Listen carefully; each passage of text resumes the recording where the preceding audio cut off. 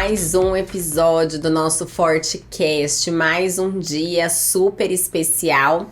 E hoje a gente veio aqui para dar continuidade a uma conversa que a gente começou no nosso último episódio sobre proteínas. Só que, claro, né, a gente não vai falar só de whey. Tem toda a parte proteica dos alimentos, a base nutricional.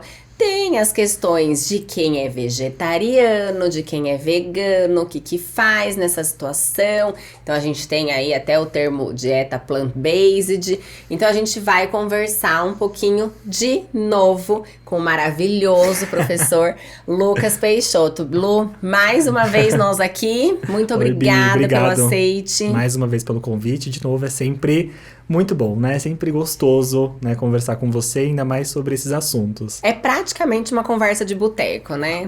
É, ou mais ou menos. Com um embasamento científico. Embasamento científico. Mas as nossas conversas de boteco, elas são assim. Sim, sempre, exatamente. Sempre. Então, assim, vamos começar. O nosso foco, a gente tem muita coisa, né? Nós falamos no nosso outro episódio sobre o tempo que a gente tem pra conversar sobre essas coisas, que são 20 horas. 20 horas, exato. Então, assim, a gente vai tentar focar nas maiores dúvidas, naquelas questões mais específicas. E hoje, especialmente, a gente vai focar nas proteínas. Isso. Então, primeira coisa, assim, proteína. O que é a proteína, né? Assim, o que é um whey, o que é do frango, o que é do vegetal? Quais são esses tipos que a gente tem? Então, né, proteína é um macronutriente, né? A gente tem três, né? A dieta, ela é composta por macro e micronutrientes. Então, macronutrientes a gente tem os carboidratos, os lipídios e a proteína, e os micronutrientes, vitaminas e minerais, né? Então, todas as vitaminas que a gente conhece. A proteína, né, ela é um dos macronutrientes, né, essenciais em relação à estrutura. Então, a grande função de uma proteína é a estrutura. Acaba que a gente sempre relaciona a proteína com síntese proteica, né? Com músculo, né? Mas não, a proteína, ela influencia desde em relação ao processo de coagulação até sistema imunológico, né? A função imunológica é extremamente influenciada pelas proteínas. Então, né, basicamente é um macronutriente que atua de forma estrutural. E aí, né, acho que o grande ponto é em relação aos tipos, né? No mundo, a gente tem as proteínas que elas podem vir tanto de alimentos de origem animal, quanto as proteínas de origem vegetal. Em relação à proteína de origem animal, né, são os alimentos, né, de origem animal realmente, né? Então, frango, carne vermelha, carne suína, peixes. E aí, em relação aos alimentos de origem vegetal, as leguminosas, né? Então, principalmente o grupo de leguminosas, existem algumas hortaliças, então tem um teor de proteína mais baixo. Então, basicamente, seria isso. E quando a gente fala naquela palavrinha valor biológico? Quando eu falo de valor biológico, estou falando em relação, né, à qualidade dessa proteína. Por quê? Quando eu falo de estrutura, a proteína é uma estrutura que é uma estrutura grande, que ela é formada pelo que a gente chama de aminoácidos. Então, uma sequência de aminoácidos forma a proteína. E a gente tem na literatura, né, no mundo, 11 aminoácidos que são aminoácidos essenciais, ou seja, são aminoácidos que o meu corpo ele não produz, que eu preciso obrigatoriamente obter pela alimentação. Quando eu falo de uma proteína, ela é uma proteína de alto valor biológico, eu estou falando que naquela estrutura eu tenho todos os aminoácidos que eu preciso obter através da alimentação. E aí, geralmente, né, essas proteínas são as proteínas de origem animal. Então, o valor biológico das proteínas de origem animal, elas tendem a ser superior, com exceção em relação à soja, né, que é uma proteína de origem vegetal, que eu também tenho uma proteína de alto valor biológico. A gente pode começar a causar assuntos polêmicos? Já deu muita definição, né? Vamos... Assim, né? Temos documentários em plataformas de streaming sugerindo que uma dieta vegetariana ela é melhor do que uma dieta com fonte de proteínas de origem animal. O que sabemos sobre isso? Não, Acho que só essa palavrinha, né, tal estratégia é melhor do que a outra, já cai por terra, né? Realmente, uma estratégia plant-based, né, uma dieta vegetariana, vegana, ela é a melhor para um paciente vegano e um paciente vegetariano, né? É a dieta indicada nessas situações. Mas não existe uma relação de que a dieta ela é melhor. O que a gente tem que entender é que muitas vezes, obviamente, né, quando eu falo de uma dieta, né, que é baseada em alimentos vegetais, muitas vezes o consumo de fibra ele é maior, muitas vezes o consumo de compostos bioativos é melhor. A qualidade da dieta, ela tem uma tendência a ser melhor, mas também não é uma verdade, né, absoluta. Então, muitas vezes, né, o que a gente tem que separar é isso. Eu estou separando uma carne extremamente gordurosa, né, com alto índice de gordura saturada, gordura trans, alimentos, né, ricos em gordura trans, e eu tenho ali uma alimentação baseada em salada. Automaticamente, a qualidade é diferente, né? Mas quando eu tenho uma dieta equilibrada, eu acho que a pergunta ela até tem que ser o contrário, né? Será que a dieta onívora ela é superior à dieta vegetariana? E hoje a gente sabe também que não, que eu consigo alcançar um benefício tanto de saúde quanto de desempenho, pensando em hipertrofia, seguindo as duas variações de dieta, né? Então, realmente não tem uma dieta que ela é melhor do que a outra, né? São somente abordagens diferentes. Não, perfeito. Porque popularmente, o que aconteceu muito, né? Que eu vivenciei muito. Muitas pessoas, inclusive os alunos, vinham perguntar assim, então será que agora eu tento comer só a base de planta porque vai hipertrofiar mais, vai melhorar mais?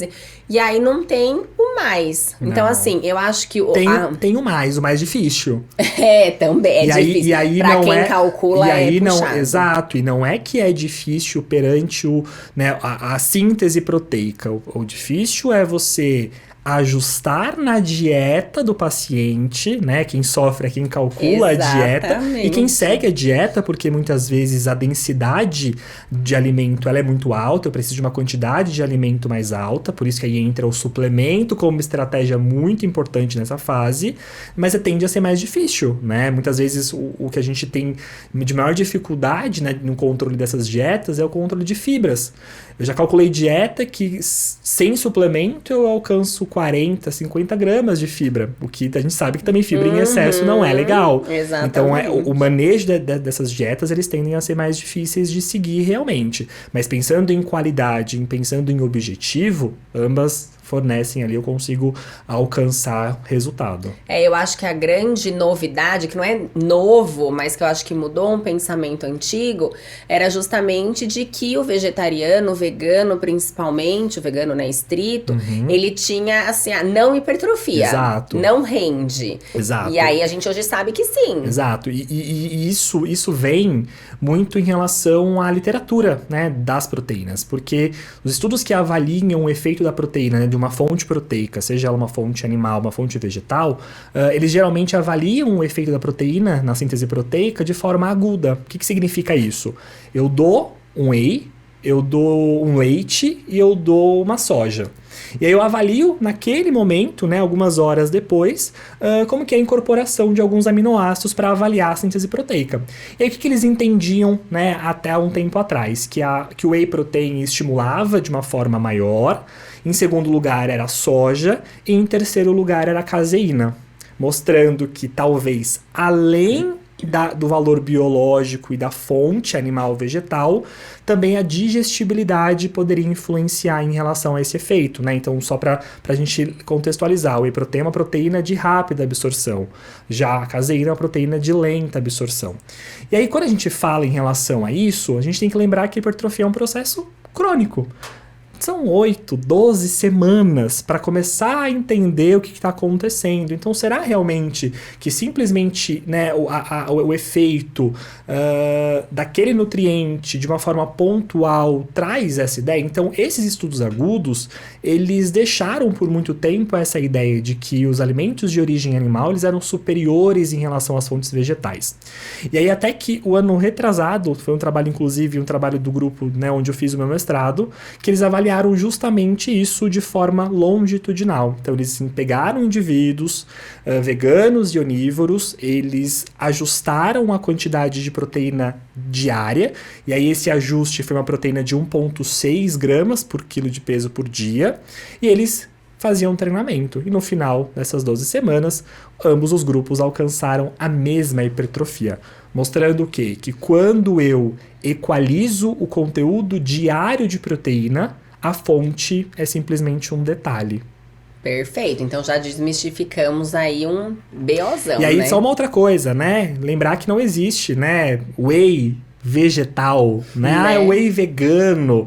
Não, whey é a proteína do soro do leite da vaca, né? Ainda não tem vaca vegana. Não, na verdade elas são, né? Mas o leite o produto dela ainda não é vegano, né? Então, quando eu tô falando de uma proteína vegetal, uma proteína de ervilha, uma proteína de arroz, uma proteína de soja, né? Hoje, se a gente pensa nos últimos 5, 10 anos, facilitou muito. Eu lembro quando eu me formei, que eu já me formei no 2 meses atrás, a gente tinha soja. Hoje a gente tem ervilha, e aí a indústria ela tá ajudando muito em relação à palatabilidade, que sempre foi um grande problema. Eu experimentei há um tempo atrás um whey de uma marca, né, uma marca famosa, e um whey super bom, você nem percebe que é um whey vegetal, então isso está ajudando bastante, só que não é whey. Né? Não é a proteína vegetal, eu tô falando, né? Porque muitas vezes a indústria, de forma geral, usa isso para um apelo para pagar mais caro, né? É a mesma coisa do whey feminino. O whey voltado para a mulher. Então, a gente ainda não identificou na literatura uma necessidade de ter uma proteína diferente. Então, só pra gente lembrar disso. Não, perfeito. Então, tá bom. Então, entendido. Origem vegetal, origem animal, valor biológico, maravilhoso. Agora, na prática, vou prescrever o que eu tenho que considerar na prescrição dessa proteína. A gente sabe que tem essa questão do X gramas por quilo de peso e que isso na literatura foi oscilando, mas que isso mudou muito do que a gente tinha antigamente. Então, o que eu tenho que me preocupar hoje? Muito. Isso mudou muito e ainda vai mudar, justamente por conta dessa questão. Antigamente, tudo que a gente tinha era baseado em estudo agudo. Agora que a gente começa a ter estudos crônicos, né, avaliando isso de forma crônica, vai mudar, né? A gente começa a entender realmente o efeito disso. E tanto em população saudável, quanto em grupos especiais, que até então a gente acreditava que precisavam de uma restrição proteica, e hoje a gente já vê que não é bem assim, né? Proteína é vida, literalmente. E então o que a gente tem hoje a recomendação seria em torno de 0,8 gramas para o indivíduo sedentário. Essa recomendação, a depender da literatura, fica em 0,8, 1,2 gramas, mas é entre 0,8 mesmo. E aí a gente tem em relação a quanto mais treinado o indivíduo, né, existe ali alguns pontos. De forma geral, a gente tem variando em relação a indivíduos treinados, indivíduos que estão treinando, a partir de 1,2. Por que eu falo a partir de 1,2? Porque na literatura hoje a gente já tem artigos bons mostrando um efeito crônico com doses de 2,2 gramas por quilo de peso, sem nenhum efeito deletério, né? Então a gente hoje entende muitas vezes o valor ali inicial. Geralmente os estudos, pensando em hipertrofia especificamente, os estudos eles gostam muito dos valores de 1,6 a 2 gramas por quilo de peso, que acaba que na prática clínica é o que a gente acaba utilizando, né? Batendo em 1,6, 1,8, até porque não é fácil consumir proteína, né? Então falar que você tem que consumir, né, 1,8 gramas por quilo de peso é lindo. Agora, depender do perfil do paciente, fazer com que esse paciente coma 1,8 gramas por dia, aí já é uma outra história. Porque aí entra tanto aspectos socioeconômicos, né? Porque não é um substrato que é um substrato barato, né? Isso a gente tem que levar em consideração. Então, muitas vezes eu tenho que pensar em alternativas para fazer com que esse consumo ele seja um consumo fácil. E aí, né, acho que entrando nisso em relação ao consumo, eu tenho que pensar em relação às substituições. Porque muitas vezes acontece o seguinte: você prescreve para o paciente 100 gramas de frango. 100 gramas de frango vai totalizar ali em torno de 20, 25 gramas de proteína. O paciente come 100 gramas de frango, ele fala come 100 gramas de proteína. Sim. E aí, isso dói quando a gente ouve profissionais fazendo isso. aí Porque a o dor é maior paciente, mesmo. ele tem licença poética pra errar, né? Ele tá tudo tranquilo. Agora, quando um profissional, e aí muitas vezes é o profissional que não é o profissional habilitado, né, pra fazer aquilo. Geralmente então não é o isso. profissional, né? É esse o ponto. É o ser que se enfiou lá, né? E então eu tenho que entender, eu tenho 100 gramas de alimento, então 100 gramas de frango grelhado, e sempre o alimento, né, preparado, vai fornecer cerca de 20 e pouquinhos gramas de proteína. 100 gramas de uma carne vermelha vai fornecer um pouquinho mais, 28, 30 gramas, né? Aí o paciente faz o quê? Ele troca um filé de frango por um ovo. Um ovo tem 5 gramas de proteína, então para atingir o valor, né, em relação a um filé de frango, ele tem que consumir em torno de 4 ovos. Só que aí entra um problema. Se ele come 4 ovos inteiros, ele vai aumentar a ingestão de lipídios, e aí a gente não tá falando do colesterol, isso não é um problema, mas ele vai aumentar o valor energético da dieta dele. Então, o que antes eu tinha programado uma refeição com 300 quilocalorias, foi para 600 porque ele colocou 4 gemas naquela refeição. Então, tudo isso precisa muito bem ser estipulado. Então, são 100 gramas de frango, eu troco isso por 4 ovos, sendo um inteiro e 3 claras, né? Eu preciso manipular isso, né, muito bem para o paciente entender quais são as opções. Acho que é isso. Perfeito.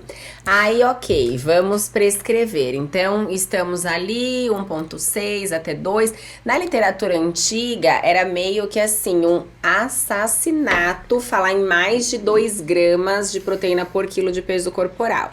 E aí, logo que vinha assim, meu Deus, vai parar o rim não aguenta. Sempre o rim, né? Isso, o pobre do rim. O último episódio, o problema era a creatina, agora é a proteína, sempre o rim. É o rim. E hoje a gente tem estudos chegando a 2,2, 2,4. 2,4. Principalmente o que a gente tem hoje é o quê? O efeito da proteína para paciente em restrição calórica. Quanto maior a restrição calórica pensando em emagrecimento, quanto maior o meu aporte proteico, maior a preservação de massa muscular, né? Massa magra no geral. E isso leva a um efeito muito importante em relação à preservação do gasto energético total. Então isso é um ponto legal. Então a gente tem até um trabalho bem interessante que ele faz como se fosse uma curva de regressão.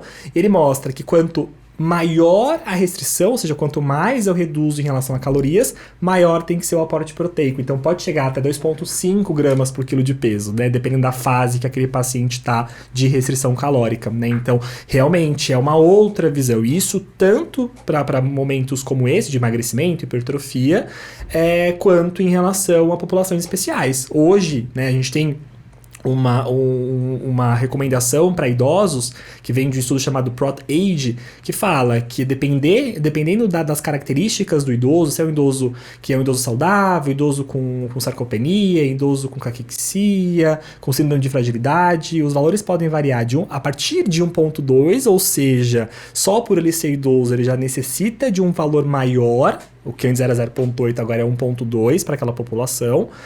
E pode chegar até 1,6 também. E aí sim entra o desafio. Porque aí dificilmente, só com substrato, né, proveniente de alimento, eu não consigo alcançar. Então o suplemento ele entra de uma forma ali, né, muito potencial nessa fase. E aí, assim, né, uma das coisas que aí, puxando uma fala sua agora, é uma confusão muito grande quando a gente pensa nesse consumo de proteína em relação à massa muscular. Porque uma coisa é eu falar que eu vou diminuir a perda. Então, eu vou trabalhar tentando manter o que eu já tenho. Manter. Outra coisa é eu falar assim, não, então eu vou aumentar o consumo de proteína para hipertrofiar. E aí vale a gente lembrar que sem estímulo de força não há hipertrofia. Não há hipertrofia, exatamente, né? A hipertrofia, ela é extremamente dependente tanto do treinamento de força, né, quanto em relação ao consumo proteico.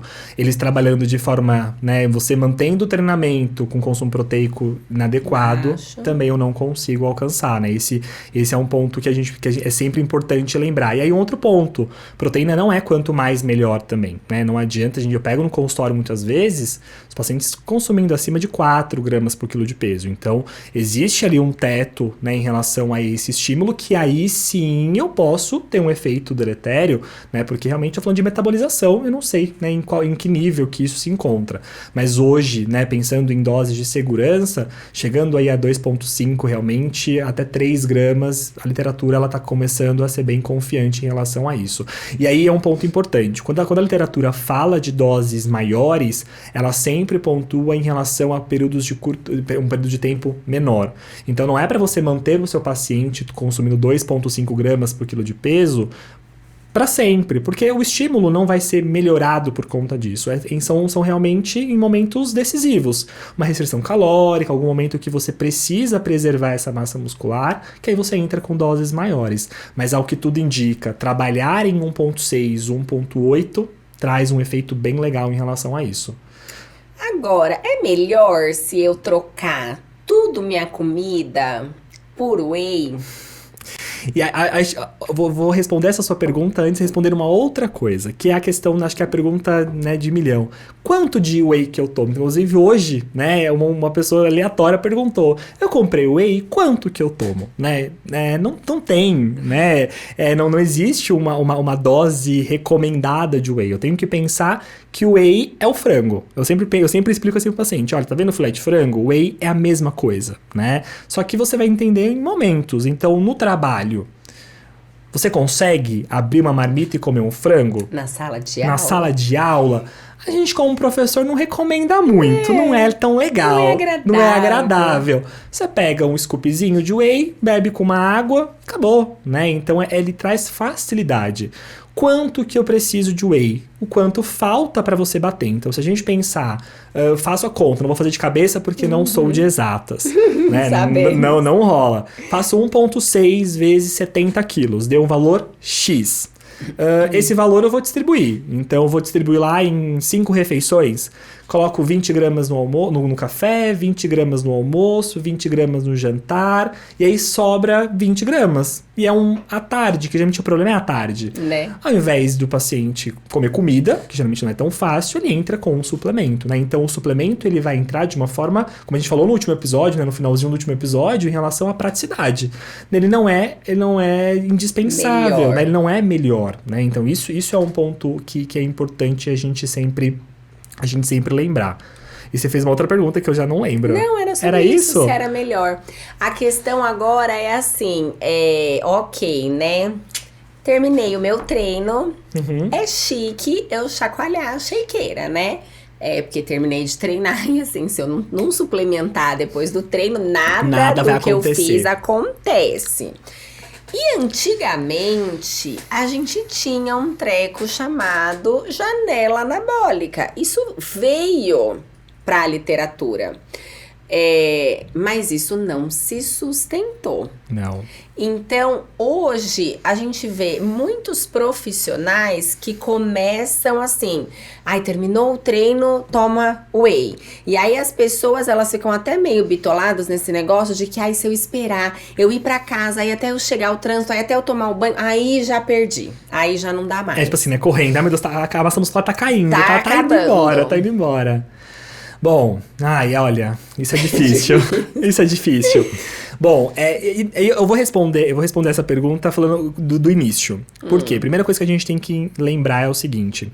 Existe um consenso, tem um artigo muito legal que eu gosto que ele fala sobre isso, que é em relação que é algo que foi passado, sabe, conversa de telefone sem fio? Aquela verdade. Uma pessoa falou pra alguém, aí outra pessoa falou pra outra pessoa, e no final isso virou uma verdade. E certeza que o pessoal em casa já ouviu isso em algum lugar.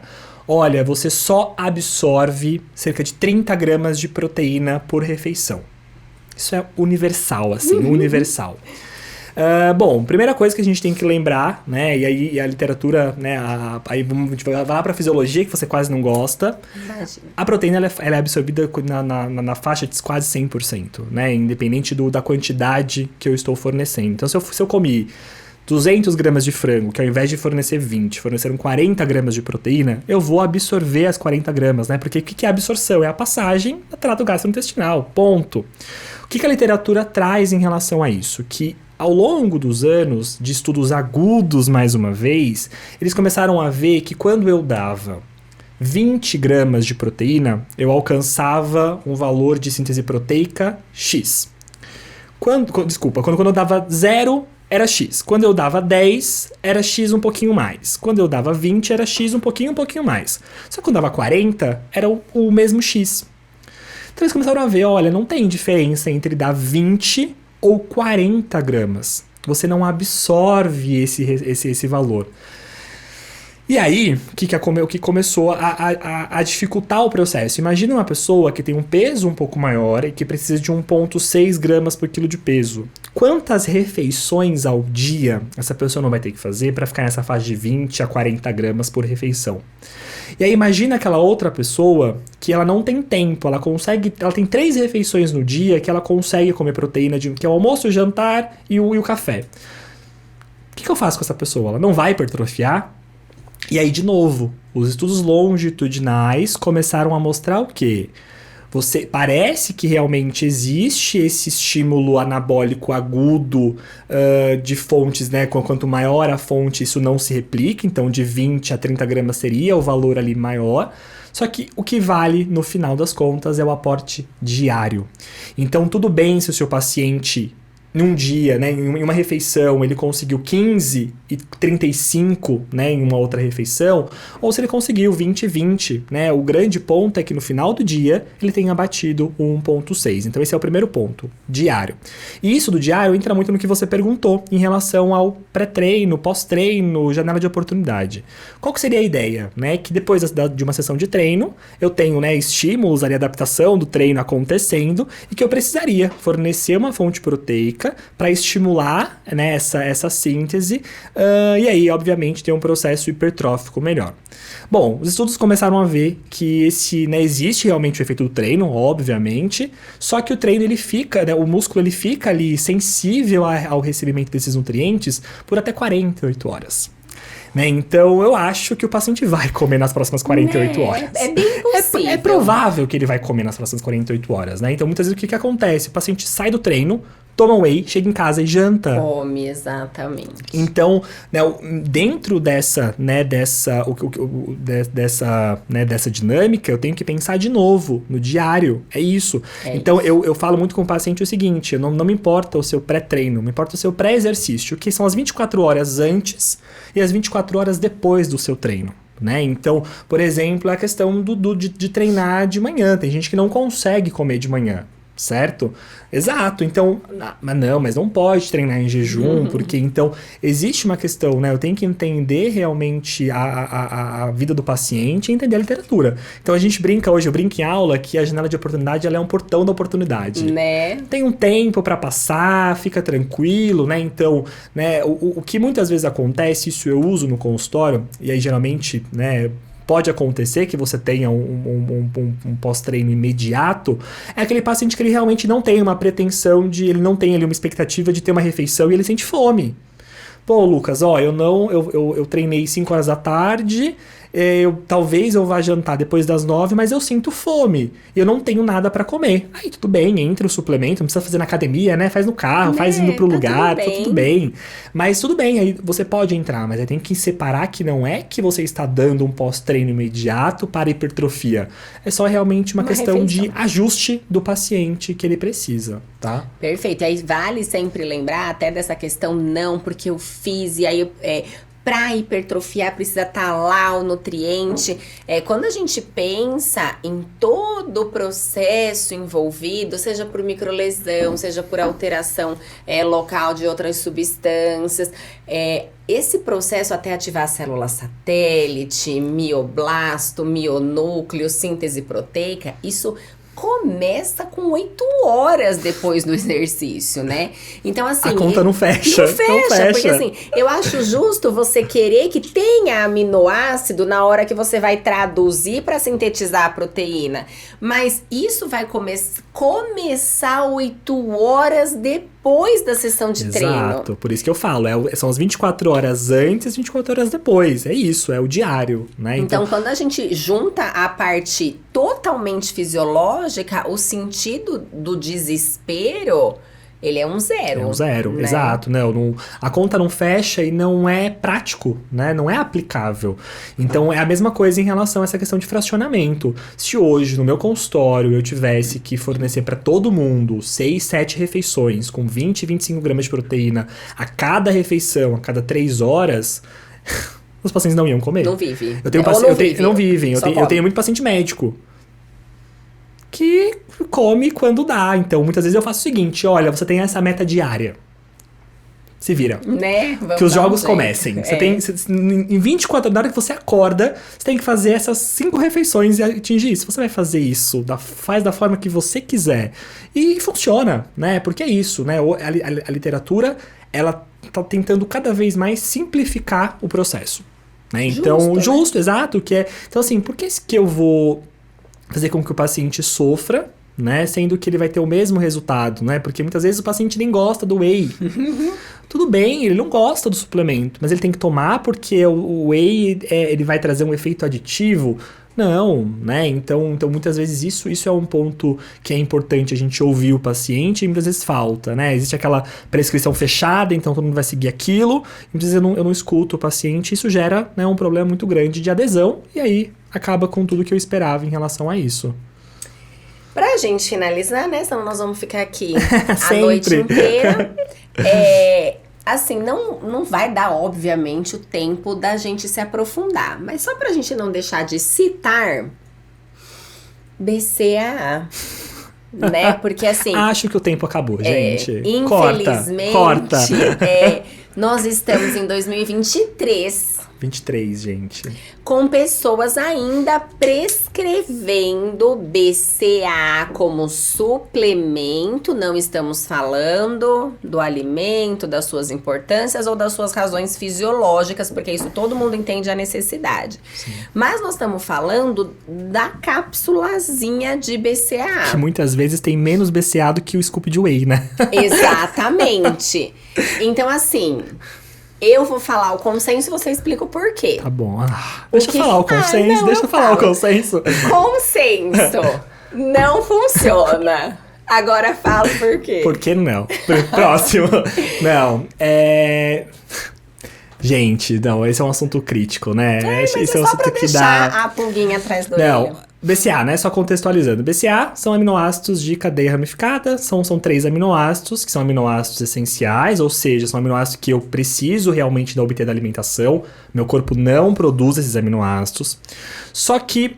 E aí, qual que é a grande sacada, né? Dentre os 3 aminoácidos, o que acho que é o mais importante, o que realmente tem um papel em relação à síntese proteica, é a leucina. Então, a leucina, ela leva um estímulo direto, né, de algumas vias, auxilia no processo de tradução. Então, é importante. E esse é o grande ponto, né? Exato. Não é você falar que o BCA não serve para nada, que a leucina não é importante. O substrato ou aminoácido é extremamente importante para o processo. O grande ponto é qual é a necessidade de se suplementar.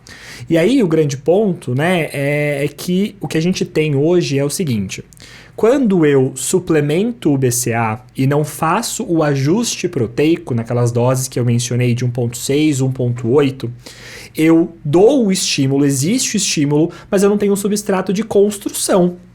Então eu tô estimulando, falando, olha, construa, mas não tem tijolo para construir.